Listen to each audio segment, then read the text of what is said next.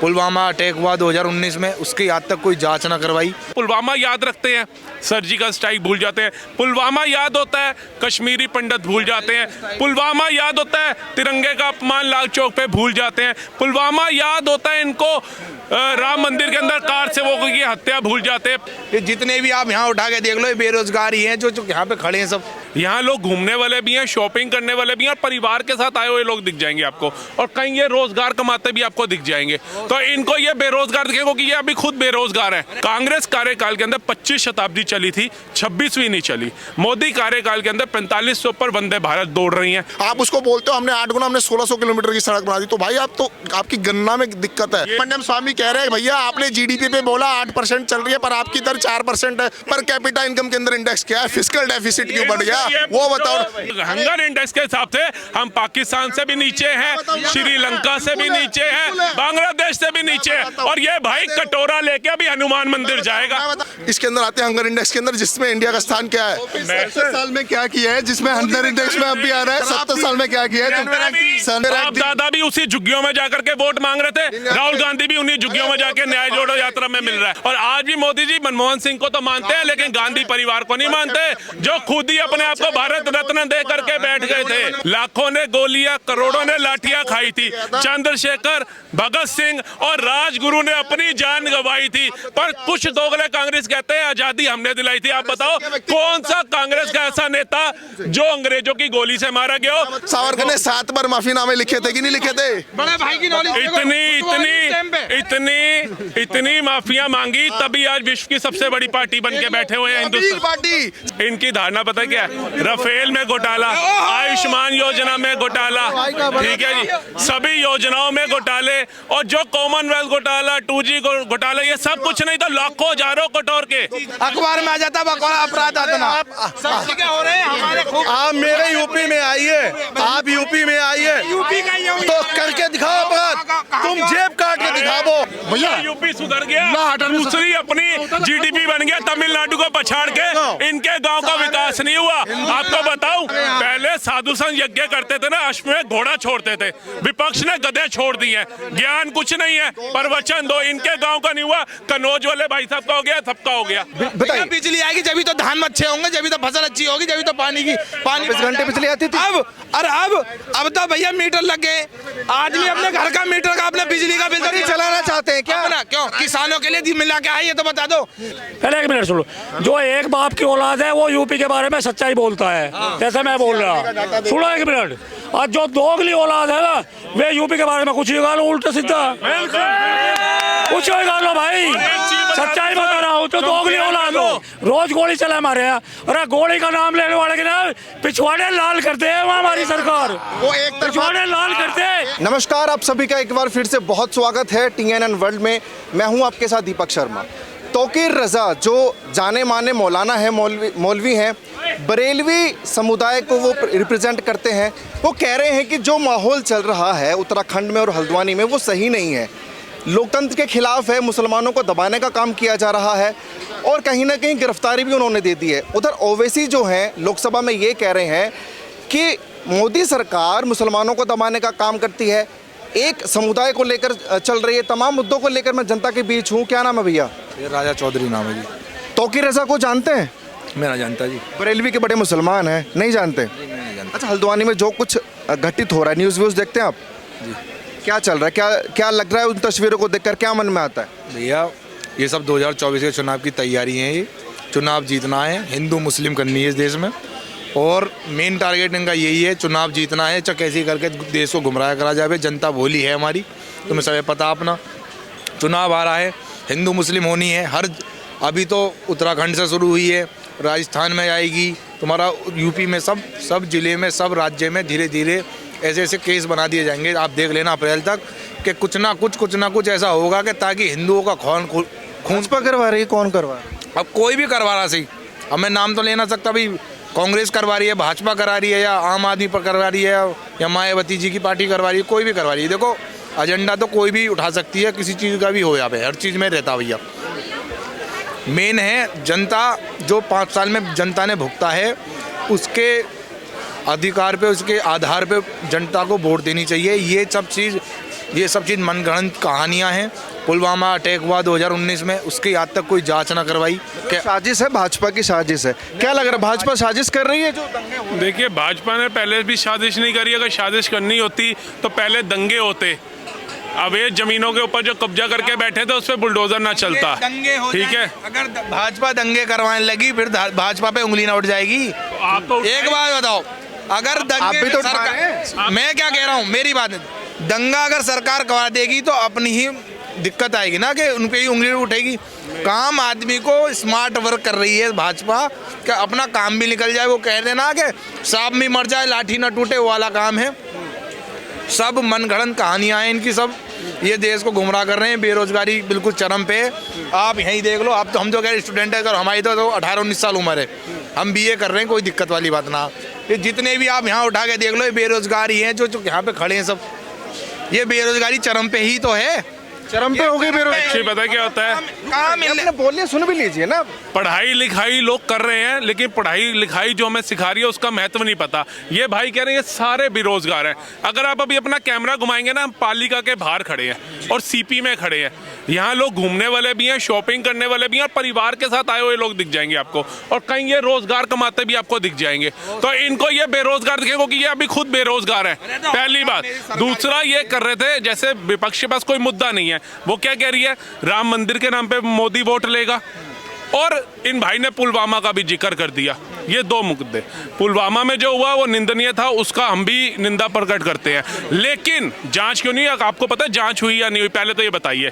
पढ़े लिखे, जांच नहीं हुई, ऐसे ही चल रहा है, एजेंसियां फेलियर है आपकी बात। और ये जब पुलवामा की बात करते हैं जैसे विपक्ष करता है ना, तो विपक्ष और ऐसे भाई ये क्यों भूल जाते हैं? पुलवामा याद रखते हैं, सर्जिकल स्ट्राइक भूल जाते हैं। पुलवामा याद होता है, कश्मीरी पंडित भूल जाते हैं। पुलवामा याद होता है, तिरंगे का अपमान लाल चौक पे भूल जाते हैं। पुलवामा याद होता है इनको, राम मंदिर के अंदर कार सेवकों की हत्या भूल जाते हैं। पुलवामा इनको याद होता है, राजस्थान के अंदर बहन बेटियों के बलात्कार को भूल जाते हैं। पुलवामा इनको याद होता है, अफजल गुरु को क्यों भूल जाते हैं। पुलवामा इनको याद होता है, ताज का हमला कैसे भूल जाते हैं। पुलवामा याद है, ट्रेन विस्फोट, हर एक राज्य के अंदर बम विस्फोट थे, वो कैसे भूल जाते हैं। पुलवामा याद रखते हैं, कसाब जैसे मुजरिम को कैसे भूल जाते हैं। तो ये जो मानसिक धारा है ना इनकी, कि जो इतने अच्छे काम हुए वो याद नहीं है, लेकिन एक पुलवामा हमला हुआ वो याद। सर, आप आज भारत के अंदर रह रहे हैं, आपको मैं कंपेयर करता हूँ बड़ी छोटी सी एक उदाहरण दे करके।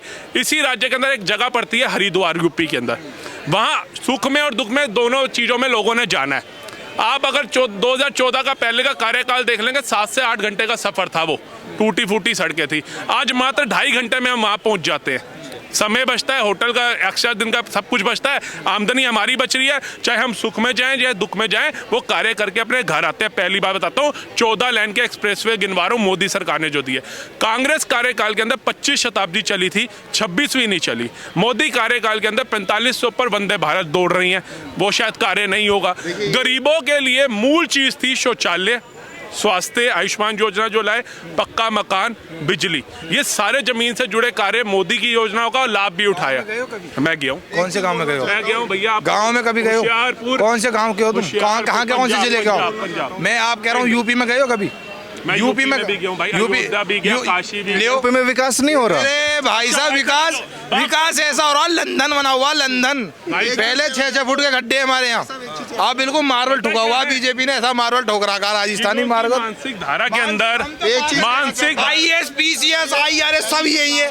पहली सरकार ये है जो झूठे डाटा देती है, शुरू से झूठ बोलती है।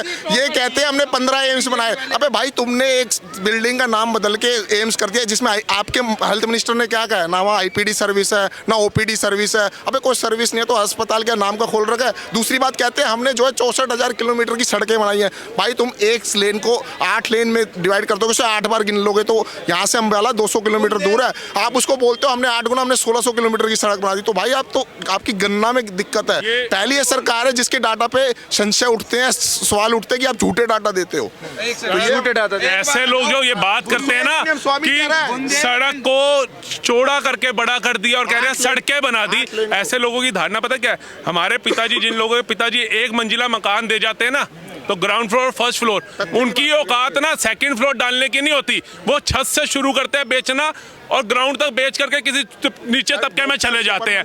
आज जो 14 लेन के एक्सप्रेसवे हो गए, जिसकी हमारा नहीं विदेश तक उसकी तारीफ कर रहे हैं, लेकिन इनको नजर नहीं आएगा। सुब्रमण्यम स्वामी कह रहे हैं भैया आपने जीडीपी पे बोला 8% चल रही है पर आपकी दर 4% है। सुब्रमण्यम स्वामी जो उससे बड़ा अर्थशास्त्री तो पूरी भाजपा के जंगली कबीले में कोई भी नहीं है। जिस जंगली कबीले का मालिक मोदी है, उस जंगली कबीले में अर्थशास्त्री हमारे doctor prime minister Manmohan Singh ji भी थे, और चिदम्बरम जी जो थे वित्त मंत्री थे, वो 2013 के अंदर 14 के अंदर बोल रहे थे, सांसद के अंदर ही बयान सुन लेना कि हम 11वीं सबसे बड़ी अर्थव्यवस्था बन गए हैं, हमारे लिए बहुत प्रशंसाजनक है, और 2044 तक हम तीसरी सबसे बड़ी अर्थव्यवस्था होंगे। सुनो बात सुनो, अपनी भी करना। आज मोदी जी के कार्यकाल के अंदर हम चौथी सबसे बड़ी अर्थव्यवस्था हो गए मात्र 9 सालों के अंदर, और 2027 तक का उनका टारगेट है तीसरी हो जाएंगे, जर्मनी और जापान को पछाड़ के। तो वो नहीं पछाड़ा, बस इनको पता है क्या है, वंदे भारत नहीं दिख रही, बुलेट ट्रेन के खाते वो भी पूरा ये कह रहे चौथे नंबर। अरे भैया सब पैसा तो गया है कि बड़े बड़े सरमाएदारे और उद्योगपतियों की जेब में, आम आदमी की जेब में क्या है? हंगर इंडेक्स में हमारी रैंक क्या है? 145। पॉवर्टी इंडेक्स में क्या है? पर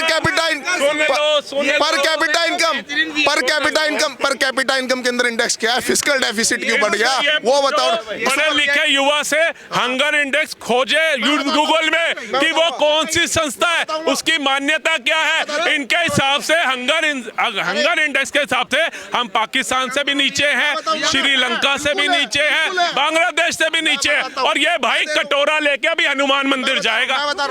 ये भाई अभी इनकी धारणा पता क्या है भाई साहब, इनकी धारणा क्या है? नहीं तो क्यों ना, तो भाई ये क्या कह रहे हैं, पाकिस्तान बांग्लादेश से नीचे हम। मैं बता रहा हूँ ना भैया, पर कैपिटा एक मिनट वाकई में नीचे जा रहे हैं पाकिस्तान से। मेरी बात सुनिए, पर कैपिटा इनकम को यूट्यूबर नहीं निकालता, यूनाइटेड नेशन ऑर्गेनाइजेशन के साथ जुड़ी हुई संस्था कंसर्न वर्ल्ड वाइड निकालती है, और उसके अंदर 3 क्राइटेरिया आते हैं। इन्फेंट मोर्टेलिटी रेट आता है, child underweight under the age of 3 to 5 आता है, और चाइल्ड नरिशमेंट आती है, जिसके अंदर नरेंद्र मोदी ने गुजरात का सीएम होने के बाद कहा था कि भाई जो है लड़के खाना बंद कर देती है, इसलिए वो कमजोर हो रही हैं। तो ये 3 क्राइटेरिया आते हैं। ये आटा दाल अनपढ़ों वाली बात मत करो। इन्फेंट मोर्टेलिटी रेट बताओ, child under the age of 3 to 5 बताओ, चाइल्ड नरिशमेंट बताओ। जो 3 क्राइटेरिया इसके अंदर आते हैं हंगर इंडेक्स के अंदर, जिसमें इंडिया का स्थान क्या है। 70 साल में क्या किया है, जिसमें हंगर इंडेक्स में अब भी आ रहा है। 70 साल में क्या किया है? 70 साल में तुम 10 साल में 99 रैंक थी, 155 हो गई। 99 रैंक थी, 100 में क्या किया है कांग्रेस ने? 70 साल में क्या रैंक थी? 99 रैंक। दादा भी उसी झुग्गियों में जाकर के वोट मांग रहे थे, राहुल गांधी भी उन्हीं झुग्गियों में जाके न्याय जोड़ो यात्रा में मिल रहा है। ये इन्होंने किया है, देश को तोड़ने का काम किया है। बीजेपी वाले बुर्ज खलीफा वोट मांग रहे, बीजेपी वाले बुर्ज खलीफा वोट वहाँ पक्का मकान दिया है, जहाँ झुग्गी वहाँ पक्का मकान दिया। तथ्य देखो, दिल्ली में ही देख लो, तथ्यों पे ही कह रहा हूँ। अच्छा एक करके तथ्य पे बात करो। 99 रैंक थी मनमोहन सिंह ने जब छोड़ा था, अर्थशास्त्री थे। जब अशिक्षित और अनपढ़ व्यक्ति आया प्रधानमंत्री बना तो 155 नकली डिग्री लेकर जो आया है। इतने अशिक्षित हैं कि ये बाइडन छोड़ो, ओबामा करके रो रहे थे, और मनमोहन सिंह जी का खुद का बयान है, ये काम में नहीं करने देते थे। और आज भी मोदी जी मनमोहन सिंह को तो मानते हैं, लेकिन गांधी परिवार को नहीं मानते, जो खुद ही अपने आप को भारत रत्न दे करके बैठ गए थे। है नहीं मानता भाई, सुन लो, महात्मा गांधी को मैं क्यों मानूं? मेरी इच्छा होगी, तुम्हारे कहने से थोड़ी ना मानूंगा। मोदी जी की बात चल रही है। अरे तुम कह रहे हो महात्मा गांधी को मानते हो, वो कांग्रेस जो कहती है आजादी हमने दिलाई है, उसको मानूं मैं? अच्छा सुन लो, वो कौन थे भाई? नहीं भाई रुक जाओ ना। अच्छा ये बता दो मुझे भाई, कांग्रेस ने आजादी दिलाई है, लाखों ने गोलियां, करोड़ों ने लाठियां खाई थी, चंद्रशेखर, भगत सिंह और राजगुरु ने अपनी जान गंवाई थी, पर कुछ दोगले कांग्रेस कहते हैं आजादी हमने दिलाई थी। आप बताओ कौन सा कांग्रेस का ऐसा नेता जो अंग्रेजों की गोली से मारा गया हो, जिसने लाठियां खाई हो? एक का बड़े नेता। जवाहरलाल नेहरू 10 साल जेल में रहे, महात्मा गांधी जेल में रहे, आरएसएस का कोई व्यक्ति नहीं था। सावरकर ने माफी मांगी थी, माफी तो नहीं मांगी। फांसी में कौन चढ़ा? फांसी में मांगी। सुभाष चंद्र बोस पता है, चंद्रशेखर आजाद पता है, गांधी जी भैया इनको लगता है कि अभी है भाग के आए थे। अटल बिहारी वाजपेयी ने माफी मांगी, सावरकर ने माफी मांगी, सारे माफी वीर इनकी पार्टी में है। बात करेंगे कोटी में सावरकर ने 7 बार माफीनामे लिखे थे कि नहीं लिखे थे? बड़े भाई की नॉलेज इतनी माफिया मांगी तभी आज विश्व की सबसे बड़ी पार्टी बन के बैठे हुए हैं अमीर हिंदुस्तान। पार्टी, सबसे अमीर पार्टी बन गए हैं भैया। अमीर पार्टी हो आप, बिल्कुल हो। 1200 करोड़ की न्याय जोड़ो यात्रा राहुल गांधी कर रहे हैं, अमीर पार्टी भाजपा हो जाती है। बहस मत की, मुद्दे पर वापस आते हैं, मुद्दे पर वापस आते हैं भाई साहब, मुद्दे पर वापस आते हैं। आपने तमाम आप बुराइयां कर रहे हैं भाजपा की, बहुत अच्छी बात है, वो आपकी पर्सनल राय है। जनता इतना पसंद क्यों करती है? वो तो तीसरे कार्यकाल को लाने की बात कर रहे हैं। भाई जनता भोली है हमारा। देखो मैं किसी पार्टी को वैसे सब 150 करोड़ भोले या मेरी बात सुनियो। ये 3 राज्य जीत गए, ये सब पागल थे। ये 3 राज्य दे दिए भारत जोड़ो यात्रा के बाद, ये 3 राज्य दे दिए, सब पागल थे। ये भाई समझदार है, पढ़ा लिखा। सारी दुनिया पागल हो रखी है मोदी में। यही दिल्ली में केजरीवाल अगर बिजली फ्री बांट रहा तो गरीबों को फ्री की रेवड़ी खवा रहा है, करवा रहा। ये यूपी में खाने को दाल चावल दे रहे हैं, ये गरीबों का कल्याण कर रहे हैं। हराम की खाने कौन सी लगा सिखा रहा भाई गरीब आदमी एक बल्ब पंखा चला के सो रहा है, उसमें तो इन्होंने कर दिया धोखेबाजी कर रहे हैं, गरीबों को वो दिखा रहे हैं कि हराम का खाना सिखा रहे हैं। और ये मतलब ये ना सुनो, तमाम अनाज वनाज ये किसके पैसे का जा रहा है जो फ्री में बट रहा। और सुनो तुम्हें पता, तुम यूपी में तुम्हें पता कितने बड़े लेवल घोटाला चले हर चीज में। तुम्हारे पीएम आवास योजना में पता कितने बड़े लेवल पे आवास चले, पता है तुम्हें? पता है। मैं ये तुम ये सुन लो, इनकी धारणा पता है क्या है? राफेल में घोटाला, आयुष्मान योजना में घोटाला, ठीक है जी, सभी योजनाओं में घोटाले, और जो कॉमनवेल्थ घोटाला, 2G घोटाला, ये सब कुछ नहीं तो लाखों हजारों कटोर के, ठीक है जी। अरे रुक तो जाओ, सरकार गिरेगी। वो भाई साहब विनम्रता पूर्वक यूपी को बदनाम न करो, समझे? सुनो भाई साहब, आप बताओ, सुनो अरे बोलने देंगे, अपने बोलने देंगे। आपको माइक दिया था ना मैंने, तो उनसे ना सवाल करें। जो ये बात कह रहे तो यूपी में शाम के वक्त गुजर नहीं सकते थे, समझो। और आज बहन बेटियां पहले डकैत घोड़े पे आते। अरे सुन तो लो यार कम से कम। महोदय मानसिक विकलांगता से बाहर आवो। जब मोदी योगी, हाँ, जब मोदी योगी की देन है जो आप इतनी रंगबाजी से बात कर रहे हैं। सुनो, गैर नहीं, ये भी हो रहे हैं। हाँ, बट इनके मत अलग है। हाँ, क्या करें भाई? भाई साहब, बहन बेटियां शाम के वक्त घर से निकल नहीं पाती थी। सुनो, कुछ अपराध कहाँ होगा, क्या होगा? कितना पहले अपराध लिख दिया जाए थानों में, अब अपराध लिखा ना जाता। पहले अपराध अखबार में आ जाता, अब अपराध आता ना। हो रहे हैं हमारे खूब। आप मेरे यूपी में आइए, आप यूपी में आइए यूपी का तो करके दिखाओ अपराध। तुम जेब काट के दिखाओ, जेब नहीं काट सकते हो आप। मैं कानपुर का हूँ, मेरे कुछ नहीं है। किसको? अब हम किसी समय रात में निकल सकते हैं, कोई प्रॉब्लम नहीं है। लॉ ऑर्डर बहुत बढ़िया है, बहुत बढ़िया लॉ ऑर्डर है। भाजपा ने कुछ नहीं किया, गड्ढे कर दी 6-6 फीट के। क्या? अरे भाई साहब कितना काम हुआ, रोडे देख लो आप, चोरी डकैती बदमाशी देख लो, क्या काम नहीं हुआ? बताओ क्या चाहिए, क्या चाहिए? खाली नौकरी चाहिए वो सरकारी। ये भी दोनों यूपी से हैं। कानपुर से, आप कहाँ से? कन्नौज, उत्तर प्रदेश, कन्नौज से। ये तो बड़े विकास की बात कर रहे हैं। ये इनका पुरानी राजधानी उन्नाव कानपुर हुआ करता था भैया। यूपी सुधर गया, दूसरी अपनी जीडीपी बन गया, तमिलनाडु को पछाड़ के इनके गांव का विकास नहीं हुआ। आपको बताऊं, आपको मैं बताता हूँ, पहले जब यज्ञ होते थे ना, पहले साधु संत यज्ञ करते थे ना, अश्वमेध घोड़ा छोड़ते थे, विपक्ष ने गधे छोड़ दिए। ज्ञान कुछ नहीं है, प्रवचन दो। इनके गांव का नहीं हुआ, कन्नौज वाले भाई साहब का हो गया, सबका हो गया। विकास की बात कर रहे थे। एक सेकंड, मेरे को भी देने दो भैया। एनसीआरबी का डाटा कह रहा हूँ मैं, तो अपना नहीं कह रहा। एनसीआरबी तो तुम्हारी है। यूपी के अंदर 4 गुना क्राइम बढ़ा, वो कैसे बढ़ा? एनसीआरबी का डाटा आप चेक कर लो जाकर। सिर्फ यूपी में बड़ा है? नहीं, ये यूपी की बात कर रहे थे ना, तो यूपी का उत्तर यूपी का दे रहा हूँ ना मैं। सवाल कर दो तो मानसिक रूप अच्छा ठीक है, मुझे एक सेकंड, एक मिनट। ये बताइए आप कौन से गांव के रहने वाले हैं? मैं कंडौज से हूँ, गुरसायगंज बीड़ी उद्योग। ये बिजली पानी की बात कर रहे थे, बिजली पानी की व्यवस्था भाजपा से पहले कैसी थी यूपी में? 8 घंटे आती थी 24 घंटे में, फिर 12 घंटे हुई, कुछ स्टेटों में, कुछ जनपदों में सही से आई। जब से ये भाजपा की सरकार नहीं, राष्ट्रवादी सरकार आई है, ठीक है। कैसी बिजली आती थी भाजपा से पहले? भैया पहले हमारी बिजली खूब बढ़िया आती। कितनी, कहाँ, कौन से? देखिए सही बात बोलिएगा, मैं भी यूपी से हूँ, ये भी यूपी से है। 1 रुपए हमारे बढ़िया, हमारे धान, हमारी ईख बढ़िया, हमारे सवाल मेरा बिजली को लेकर है। बताइए, बिजली आएगी जब तो धान अच्छे होंगे, जब तो फसल अच्छी होगी, जब तो पानी 24 घंटे बिजली आती थी। अब तो भैया मीटर लग गए, आदमी अपने घर का मीटर का, अपने बिजली का बिल नहीं चलाना चाहते हैं क्या? क्यों? किसानों के लिए मिला के आई है तो बता दो। पहले 50 किलो का डाई का कट्टा, 45 का कर दिया, अब 40 का कर दिया, रेट बढ़ा दिया। ये नैनो, ये भाई सही कह रहे हैं। एक सेकंड भाई साहब, मैं मेरठ उत्तर प्रदेश से ही हूँ, यूपी से ही हूँ। आज मेरे यहाँ 22 घंटे बिजली आती है गांव में।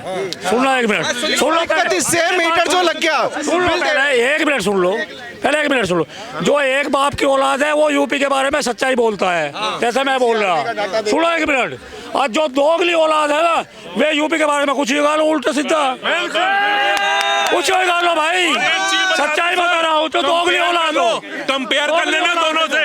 ये यूपी का गरीब मजदूर अपने बलबूते पे मेहनत करने वाला इंसान बोल रहे हैं, इनकी तरह देख लो। ये मैकडी का बर्गर खाएंगे, ये मैकडी का बर्गर खाएंगे, पिज्जा हट का पिज्जा खाएंगे, ये मैकडी का बर्गर खाएंगे, पिज्जा हट का पिज्जा खाएंगे और कहेंगे हमारे गांव का विकास नहीं हुआ। अपना विकास इतना अच्छा, अपने गांव के विकास पे रो रहे हैं। ये स्ट्रक्चर देख लो और ये की बात करो। बेरोजगारी यूपी के अंदर मामूली नौकरी के लिए PhD करे हुए तक ग्रेजुएट, पोस्ट ग्रेजुएट करे हुए लोग आ रहे हैं, तो भैया बेरोजगारी का आलम देख लो। उनकी बात जैसा अभी भैया ये कह रहा था, सुनो भाई साहब, अभी ये कह रहे थे रोज गोली चले हमारे यहाँ। अरे गोली का नाम लेने वाले के ना पिछवाड़े लाल करते हैं वहाँ हमारी सरकार, वो एक पिछवाड़े लाल करते हैं, जोर से गोली चलाने वाली बात कर। एक तरफा कर रही है, लाल कह रहे हैं। कार्रवाई 24 भाजपा के गुंडों पे क्यों नहीं कार्रवाई होती? गौ रक्षकों पे कार्रवाई क्यों नहीं होती? अखलाक को मारने वालों पे कार्रवाई क्यों नहीं होती? तो भाई साहब, जब हरियाणा में भी सारे के सारे एक समुदाय के गुंडे निकले, पत्थर फेंकने वाले, दिल्ली में जब वे निकले, हल्द्वानी में वे निकले, यूपी में वे निकले, तो भाजपा वालों में कैसे चलेगा? यूपी का इतिहास बताया था, इनको नहीं पता होगा। देहरादून में अपना घर है, रात को जब सफर करते थे ना, आधे रास्ते में देहरादून से देवबंद वाला जो रास्ता यूपी का, पुलिस की जिप्सी आगे चलती थी, चाहे सर्च करना या किसी सगे संबंधी से पूछना आगे।